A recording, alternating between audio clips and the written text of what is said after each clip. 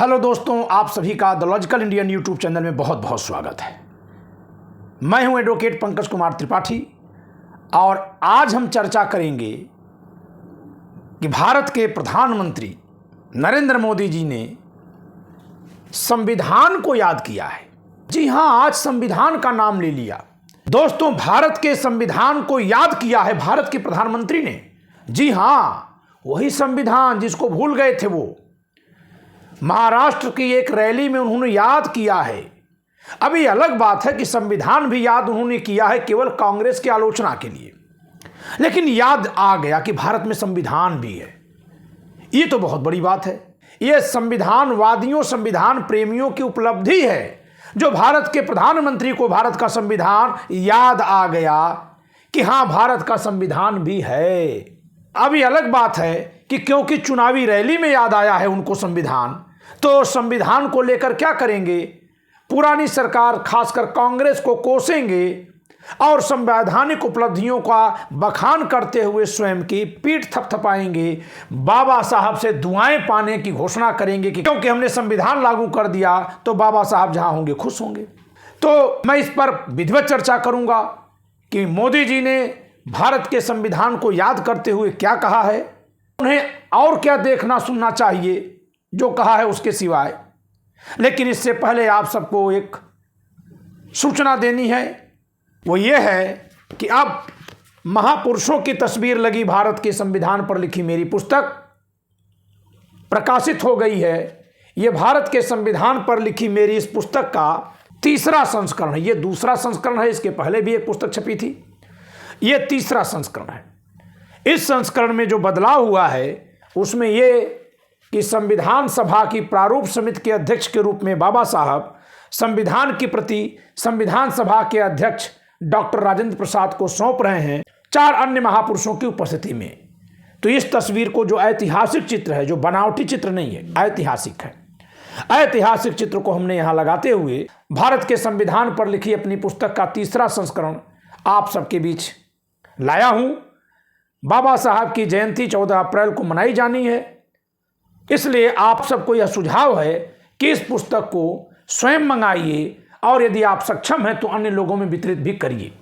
अगर आप इसको ज़्यादा संख्या में मंगाएंगे तो क्योंकि हमारा खर्च थोड़ा कम हो जाएगा तो आपको मूल्य में छूट दे दी जाएगी। मैं संविधान पर लिखी अपनी पुस्तक को न केवल आप तक पहुंचा रहा हूं, बल्कि ये पुस्तक केवल हाथ में या घर में रखी न रह जाए, इसमें जो लिखा है वो आम जनता की समझ में भी आए, इसके लिए ही मैं रोज रात को 9 बजे लाइव में आकर संविधान पर लिखी अपनी इस पुस्तक के एक एक पन्ने पढ़ाता हूं। लाइव आकर पढ़ाता हूं, फ्री ऑफ कॉस्ट। तो किताब का तो मूल्य है क्योंकि इसमें खर्च आया है, मेहनत लगी है, लेकिन इसको पढ़ाने का कोई मूल्य नहीं है। संविधान प्रसार जागरूकता मुहिम के अंतर्गत मैं यह कार्य कर रहा हूं। अगर कोई आर्थिक सहयोग करना चाहे तो नीचे दिए गए नंबर पर पेटीएम या गूगल पे या अन्यथा से सहयोग कर सकता है।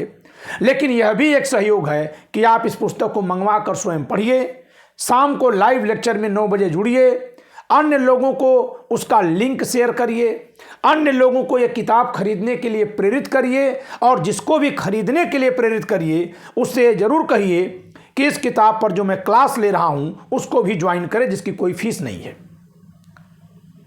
तो ठीक है दोस्तों, चलते हैं अपने विषय पर। आज का विषय है कि साहेब को बाबा साहब और संविधान याद आ गया।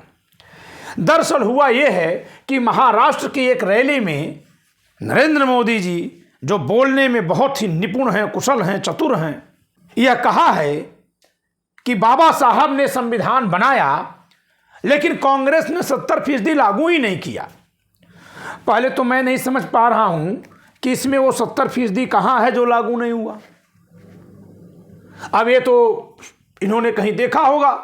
वैसे ये तो ये भी कहते थे कि सुभाष चंद्र बोस को नेहरू जी ने गायब कर दिया था, फाइल खुलेगी। अब वो फाइल तो आज तक खोल नहीं पाए। 2014 में इनका एक तरह का चुनावी वादा था ये, और जब फाइलें खोले तो सुभाष चंद्र बोस जी की बेटी को लंदन में रखकर पढ़ाए हैं नेहरू जी, और लगातार उनका खर्च भेजा गया था पढ़ने के लिए। क्यों? क्योंकि वो उस पिता की बेटी थी जो भारत के लिए लड़ाई लड़ने में आज तक हम लोगों से खो गए, कहीं नहीं मिल पाए, इसलिए वो फाइल तो खुली नहीं। तो अब ये नेहरू बनाम बाबा साहब की एक राजनीति खोल रहे हैं।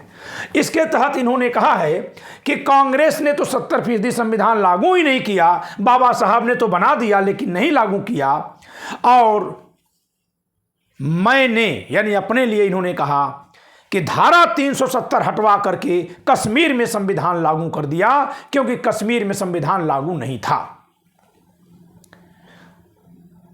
ठीक है, कश्मीर में लागू कर दिया। ध्यान से सुनिएगा, कश्मीर में भी ना बाबा साहब ने ही 370 में लिखा था, तो उसको हटा करके आपने संविधान लागू नहीं कर दिया। उस 370 में ही यह लिखा गया था कि इसके प्रभाव को धीरे धीरे कम किया जाएगा समय के साथ। और जिस समय बाबा साहब के समय में जो मूल संविधान लिखा गया था, उस समय 2 झंडा और 2 संविधान की व्यवस्था लिखी गई थी। उस समय वहां के मुख्यमंत्री को प्रधानमंत्री कहते थे, लेकिन क्योंकि बाबा साहब के लिखे संविधान में यह लिखा था कि यह व्यवस्था अस्थायी है, टेम्पररी है, इसे धीरे धीरे कम करके जम्मू कश्मीर को भी शेष राज्यों के बराबर कर दिया जाएगा, ऐसा अनुच्छेद 370 में लिखा है। तो क्या पुरानी सरकारों ने धीरे धीरे कम नहीं किया? साहब जी थोड़ा ध्यान दीजिए कि जब बाबा साहब ने संविधान लिखा तो वहां के मुख्यमंत्री यानी जम्मू कश्मीर के मुख्यमंत्री को प्रधानमंत्री कहा जाता था। तो फिर जिस किसी सरकार ने प्रधानमंत्री पदनाम हटा करके मुख्यमंत्री पदनाम किया, वो संविधान के अनुच्छेद 370 के उतने प्रभाव को हटाया कि नहीं हटाया? जम्मू कश्मीर का अपना संविधान था, उसकी मान्यता समाप्त की गई। अब आपके समय पर जो 370 हटाने के लिए बचा था, उसमें कुछ भी नहीं बचा था, एक राजनीतिक जुमलेबाजी को छोड़कर।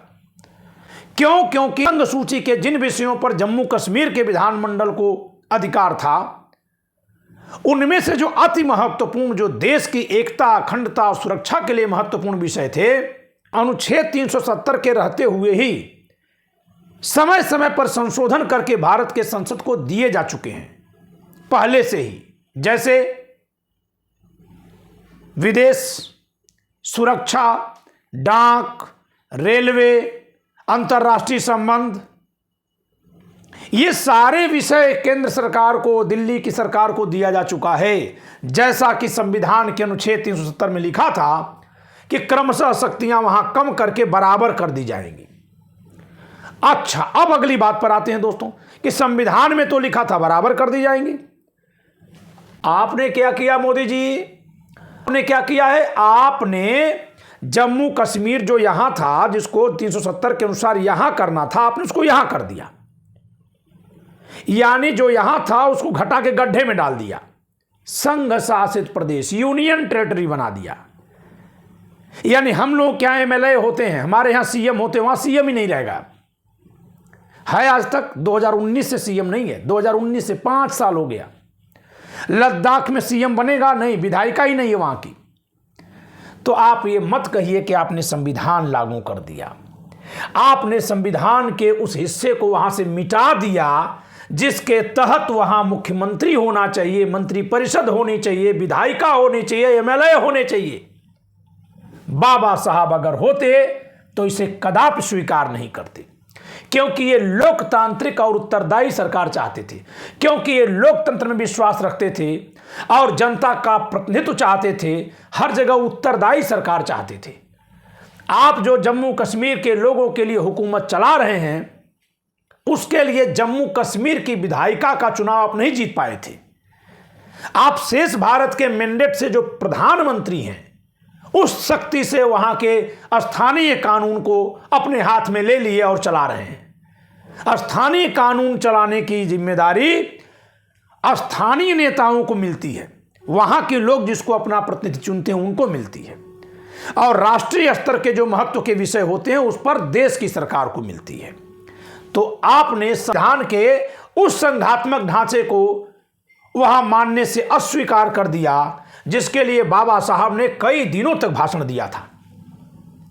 और दुनिया के संविधानों को देखते हुए एक अनोखी, सबसे संतुलित संघात्मक व्यवस्था अपने देश के संविधान में लागू की है। आपने उसको खत्म किया है, आपने उसको असंतुलित कर दिया है।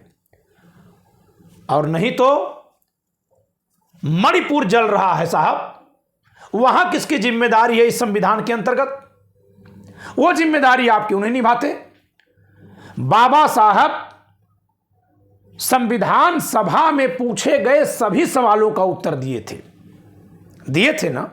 यानी ये सवालों का स्वागत करते थे और उत्तर देते थे। आप तो सवालों से भागते हैं। किसान आंदोलन होगा, आप नहीं जाएंगे। कौन जाएगा? आपकी पुलिस।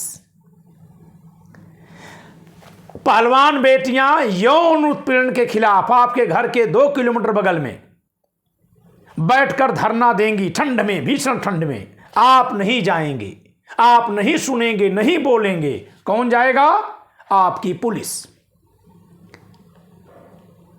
और अगर कोई नेता आपको कह देगा कि सुनिए, बोलिए, बताइए, तो वहां कौन जाएगा? आपकी ईडी, आपकी सीबीआई, और इस तरह से चुने हुए मुख्यमंत्री जेल में।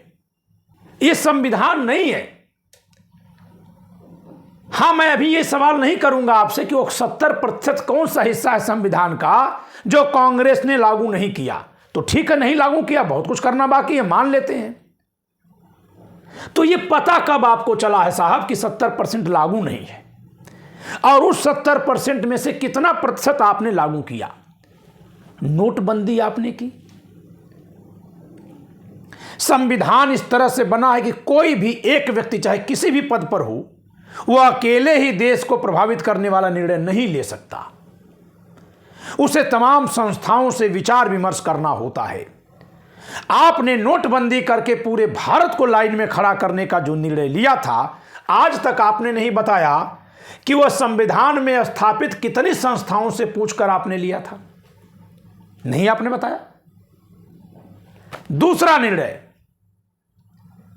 कि आपने जिस समय जनता कोरोना से जूझ रही थी, उस समय आपने नई संसद भवन की शिला रख दी और उसमें सेंगोल आपने रख करके लोकतांत्रिक प्रतिनिधि होते हुए सेंगोल के सामने आप लौट कर प्रणाम किए। तो संविधान के कौन से अनुच्छेद के अनुसार आप कर रहे थे? मणिपुर पर आप कभी नहीं बोलते। किसानों के ऊपर गाड़ी चढ़ाकर मार देने का जो आरोपी है, उसके पिता को आप मंत्री बनाए हुए हैं। बेटियों के साथ दुष्कर्म का जिस पर आरोप है, उसे आप सांसद बनाए हुए हैं। और फिर भी आप कहते हैं कि बाबा साहब जहां होंगे वहां खुश होंगे। ना मोदी जी, ना, इतना मत कर दीजिए, ये ठीक नहीं है। आप चुनाव प्रचार करिए, लेकिन बाबा साहब को इतना हल्का मत करिए। वो खुश नहीं होंगे। वो अपने संविधान के तहत स्थापित लोकतंत्र, संघीय व्यवस्था, उत्तरदायी व्यवस्था को बर्बाद होते देख करके सोच रहे होंगे कि मैं तो पहले ही बता दिया था कि अगर देश में अच्छे लोग होंगे तभी संविधान चल पाएगा, खराब लोग आ जाएंगे तो ये खतरे में पड़ेगा और नष्ट हो सकता है। अब वो अपने उस चेतावनी को बार बार सोच रहे होंगे कि मैंने बड़ा अच्छा किया कि चेताया है।